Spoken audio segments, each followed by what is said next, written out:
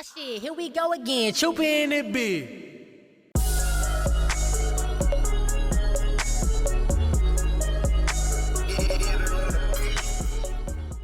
What's up, Coco? How you doing today? I'm great. How are you? You look good. I try. Coconut oil on deck. Don't beat the face, bitch.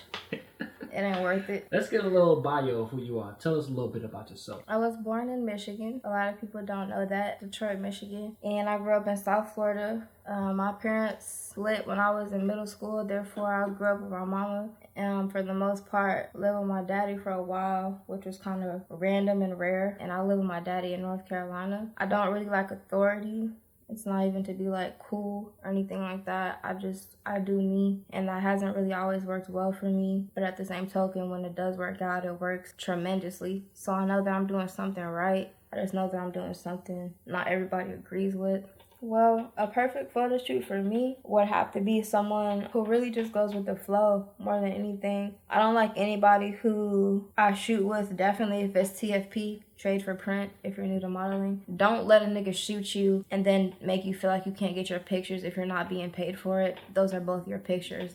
It's equal. Know that. I fuck with vibes more than anything. So if I don't fuck with the vibe or the music or anybody that I'm around, if I feel like I have to censor myself in any way, you're not gonna get all of me. Period. I don't need anybody to direct me or tell me like how to pose. I just need the vibe to be right. That's really my perfect photo shoot. Damn, that shit's hard to say. It's so hard to put a finger on like who's a model nowadays, bro, because going to Cali and seeing so many people that come there from different places, all the way from even like Toronto, that fake passports, it's not really a model at the end of the day. Like, you really have a passion for art. You love fashion, you love photography, you love music. If you're willing to give up your life and really do what we do as models that people don't really know behind the scenes, that shit is an art. Like, you don't just do it to be a model. That's why I don't go off of followers and I don't go off of likes. I'll pay for a studio session before I pay for some fucking likes or some followers, period. That's art at the end of the day. Drops mic. My opinion on makeup is you should wear it definitely only if you know how to apply it. First and foremost, that's all I'm gonna say. Second of all, I don't wear makeup just because I went so hard on wearing makeup for a long time because I was insecure with a lot of shit, like being too pale because I'm half black and half white, or not having long enough eyelashes, or just stupid things that like nobody that's looking at you would even realize. Like, once you really come to terms with yourself and really focus on yourself, then you're not gonna even care about beating your face or watching a tutorial or none of that shit. Like, I'm not gonna lie, I'm not perfect, so yeah, at the end of the day, I keep lashes on. I love eyelashes. But I use coconut oil. Like, I don't beat my face unless I'm doing a photo shoot, unless I'm getting paid for it, unless I'm getting booked to go to a club. I would advise you to take a look in the mirror and legitimately just practice poses and your self-confidence for a good 2 weeks to a month before you try to consult anybody, especially an agent or agency. I'm sorry, guys. An agent or agency. And believe in yourself, stay humble, and not judge anybody. Because for one, believe in yourself because you're going to get tested from every different angle. From people that are up top, way below, from niggas that's like your family, to people that are really up top that wouldn't book you. Stay professional because you're going to want to blank, or you're going to want to get in your feelings or just go back home and run in your corner. Keep positive people in your corner because that energy is real, and I don't care what anybody says. Anybody draining your energy or anybody making you feel like you're not doing what you're supposed to do does not need to be around you, period. And don't ever try to fit into anybody's box. As a model, that is what you're granted, to do whatever the fuck you want to do. You are a live fucking piece of art. You're the model. Don't let nobody box you in and tell you what you need to be, period. Organic things, coconut oil, tea tree oil, and anything that I can mix up by myself. So I will go to my local herbal store, GNC, whatever you want to call it, and make my own mixtures. If you want, you can look up Kareem, Karem, on YouTube. He's a herbalist, and I get a lot of mixtures from him. But I don't really like to buy anything from the store except for Noxzema, and that's when I take my makeup off. Everything else is natural except for my eyelashes.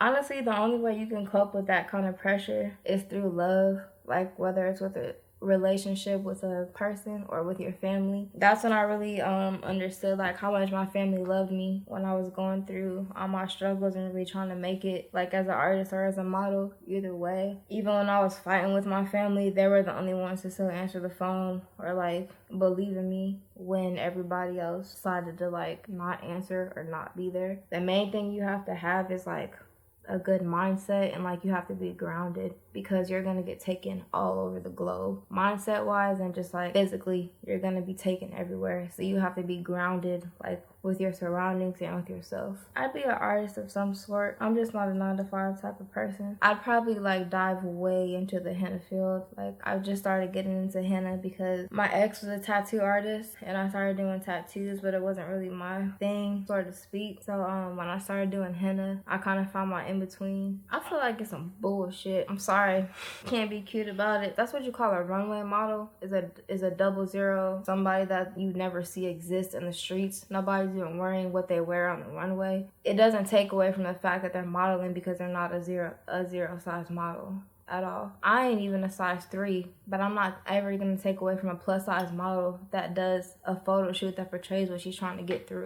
My parents ain't fuck with it at all, whatsoever. And it's just because they love me. It's not because they didn't believe in me. I've been modeling since I was in 4th grade, like South Florida. But as soon as I said Cali, they was not going for it. No matter what I had going for me, no matter how many people believed in me, no matter how much I had set up, I had a whole apartment. I grew up as a Jehovah's Witness. You have to understand that too. They never want to see their fucking kid with their titties out or their ass out or their body oiled up. But at the end of the day, it's hard for a dad, even as an artist, to decipher like a woman and then his daughter, because at the end of the day, if he saw me just, you know, nude or just implied nudity, whatever it is, as an art piece, he wouldn't appreciate it. But if he saw a random bitch that wasn't his daughter shot in the same way, he would get it. So my parents don't really support me all the way. They never really have, but they've never left me high and dry, and I will say that.